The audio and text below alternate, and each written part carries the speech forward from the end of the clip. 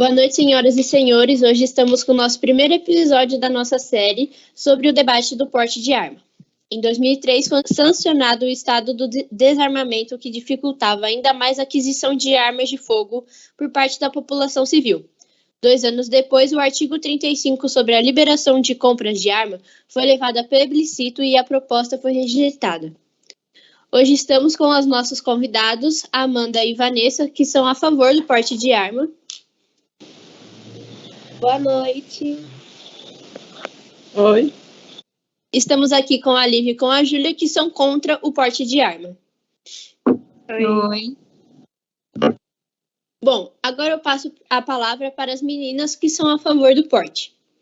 Primeiramente, é inadmissível a ascensão dessa lei do porte de armas. Armas deveriam ser o direito básico do cidadão de bem de se defender. O Estado cobre a proteção do cidadão, mas ele também precisa fazer a parte dele. E com armas conseguiríamos bem mais rápido atingir e baixar a criminalidade no país. Bom, eu gostaria de falar que especialistas em segurança pública alertaram que o desespero ao manusear uma arma pode ser mais letal do que não possuí-la.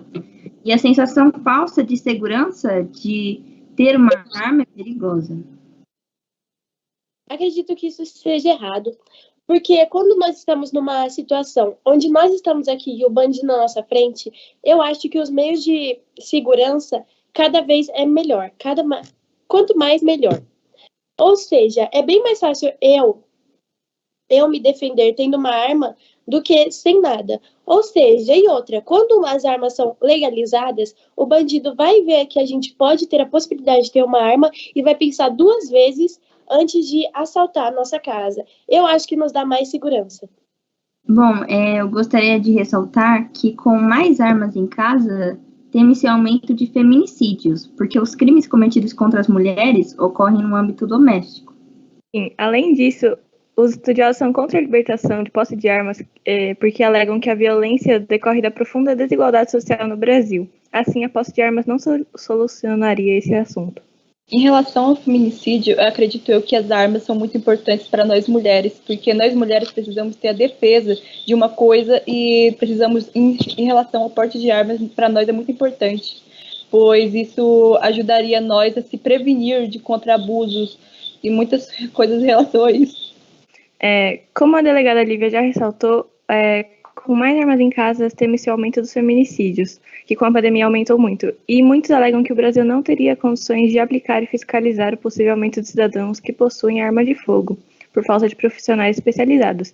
Então, mesmo que a mulher possua a arma de fogo, talvez o homem poderia usar contra ela, porque não tem quem fiscalizar isso dentro de casa. Bom, antes de darmos continuidade no debate, alguns telespectadores fizeram umas perguntas e quem está disposto a responder, fiquem à vontade.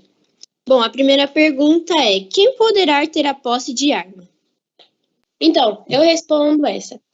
Poderá ter o porte de armas maiores de 21 anos, que passem por um teste psicológico e tenham uma renda e demonstrem vários atestados de que eles podem e têm capacidade de ter essa arma e cuidar bem dela.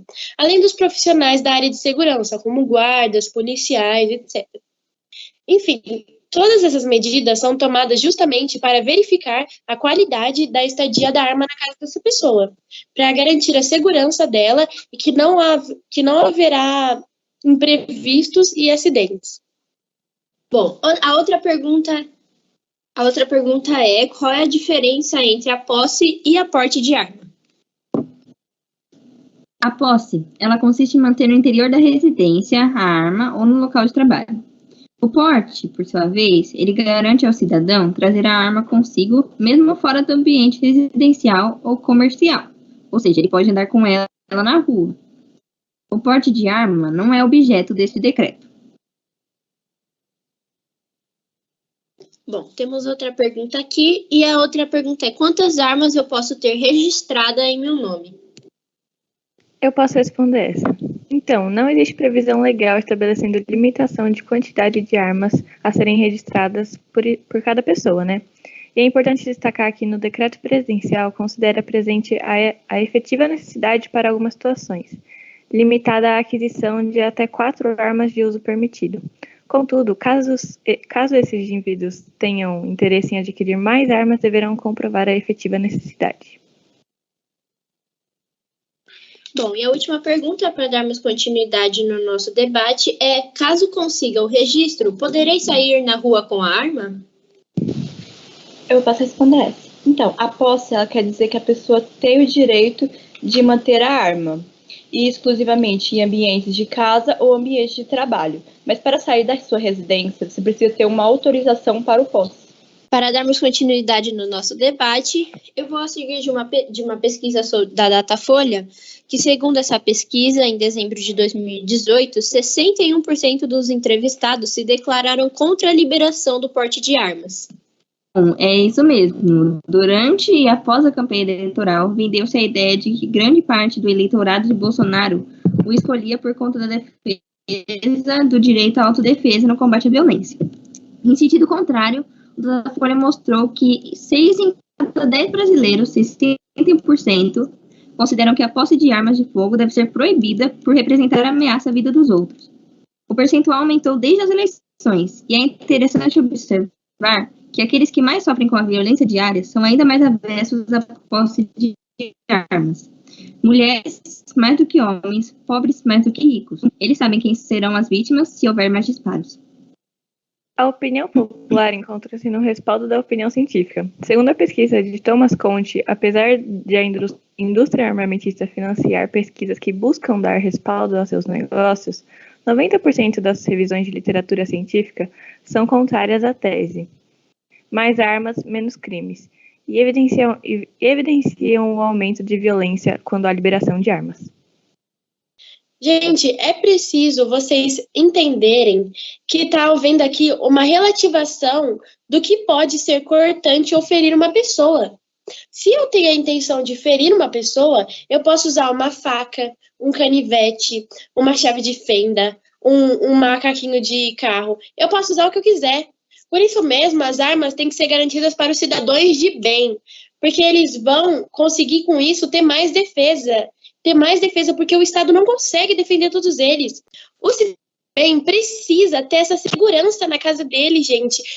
As criminalidades no dia de hoje estão cada vez mais altos, cada vez mais os bandidos estão desrespeitando aquela pessoa que vai para o trabalho 6 horas da manhã e volta de noite.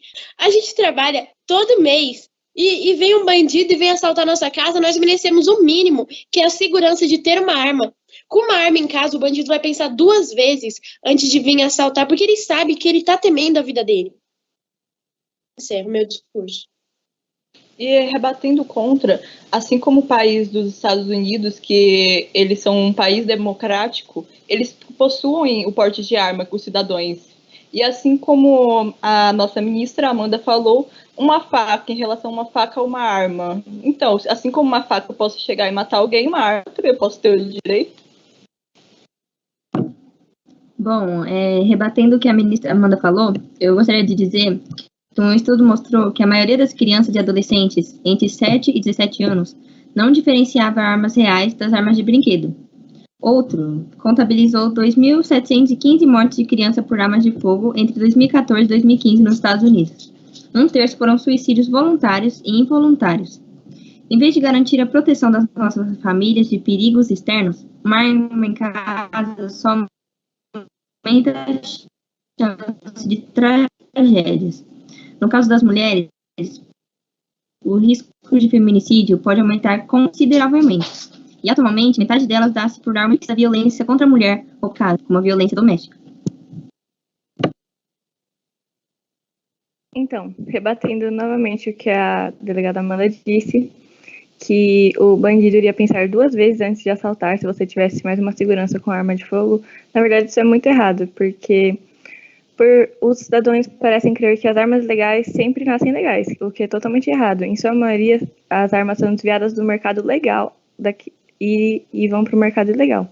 De acordo com um estudo do Instituto Sou da Paz, baseado em informações do Estado de São Paulo, 3 a cada 4 armas apreendidas pela polícia são brasileiras. E 64% delas foram fabricadas antes do Estatuto do Desarmamento, quando o controle era bem menor. O mercado legal abastece o ilegal, seja por roubo, seja por corrupção de agentes públicos e pela falta de fiscalização adequada. Tá, então rebatendo sobre o assunto que a ministra Lívia falou em relação aos de menores, então, assim como nós podemos ver através da lei, as portes de armas são para pessoas maiores de 18 anos, assim tendo como o psicológico deles sendo analisado e tendo uma base de um treinamento. Encerro meu discurso. Gente, vocês estão com uma visão errada sobre o início de adicionar a arma na vida do cidadão brasileiro, do cidadão de bem brasileiro. Por quê, gente? Vocês pensam que não vai ter fiscalização? É claro que vai ter fiscalização, mas para isso acontecer, primeiro precisa de todo o trabalho na mente brasileira. Então, quem tirar a arma vai ter um trabalho psicológico e um teste psicológico. Nós podemos citar com isso países que possuem a porte de arma e são países, assim, respeitáveis, como os Estados Unidos e a Suíça. Porque lá o cidadão de bem pode ter a arma. Bom, pois bem, como vocês citaram nos Estados Unidos, eu gostaria de dizer que lá, onde a venda de armas é liberada, a taxa de assassinatos por armas de fogo é 25 vezes maior do que a de outros países desenvolvidos. O índice de mortes de criança por arma de fogo nos Estados Unidos é 2 vezes maior nos estados que têm regulamentação mais flexível em relação a porte e posse de armas.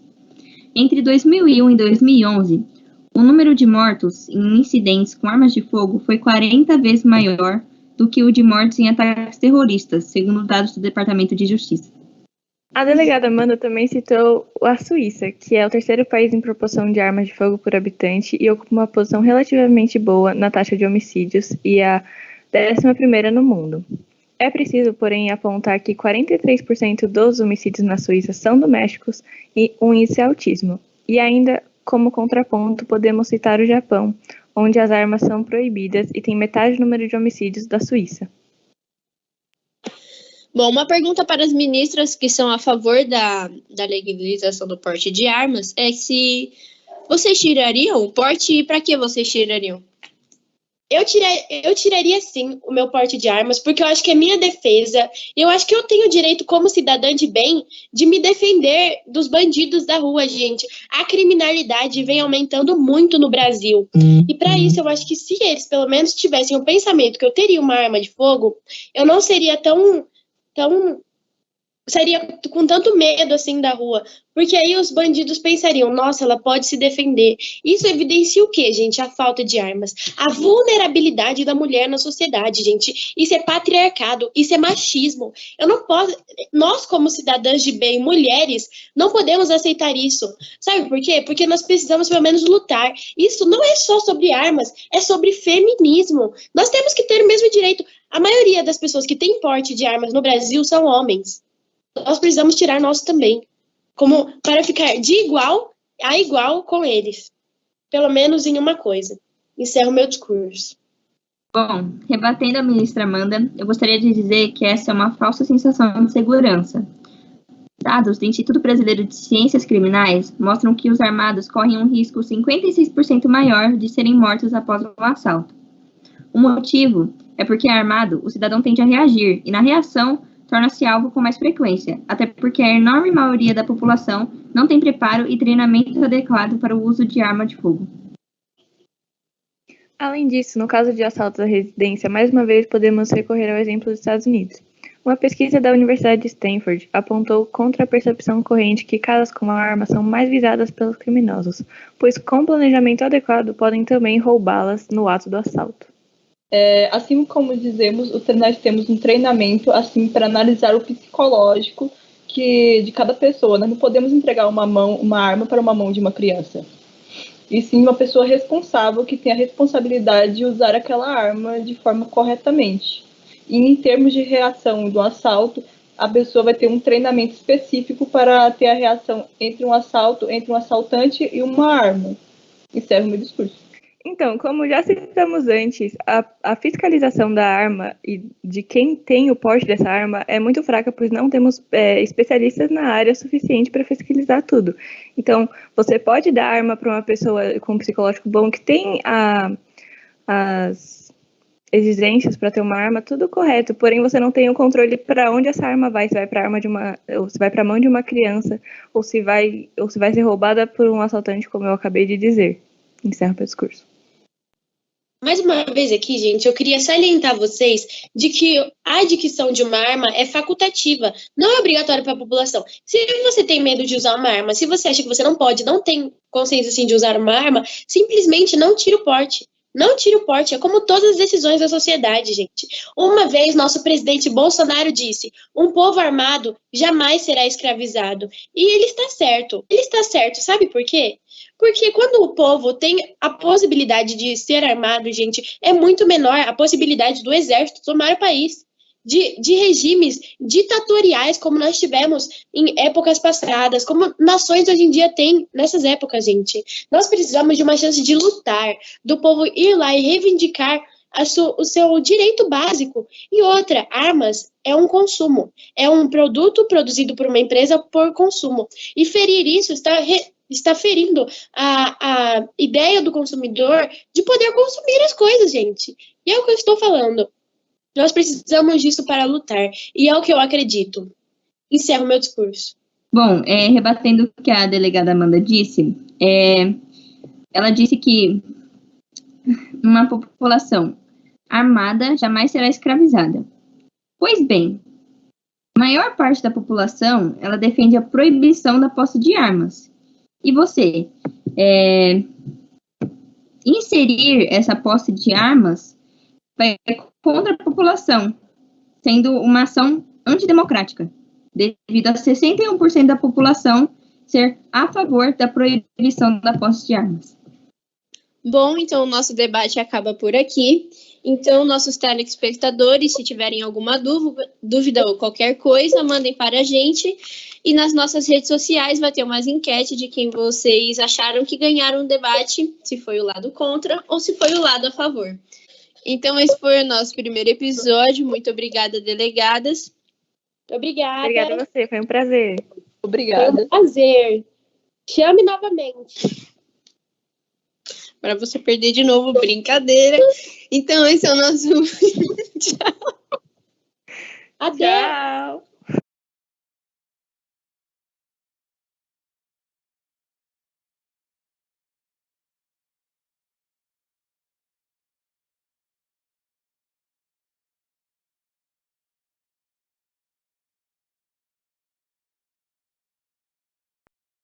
Atenção! Nenhuma aluna presente nesse trabalho é a favor do porte e posse de armas.